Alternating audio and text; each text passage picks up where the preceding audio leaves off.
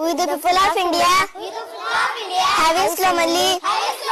resolved to constitute India into a sovereign, socialist, secular, democratic republic, and to secure to all its citizens justice, social, economic, and political liberty of thought, expression, belief, faith, and worship, equality of status and of opportunity, and to promote among them all fraternity, assuring the dignity of the individual and the unity and integrity of the nation. In our Constitution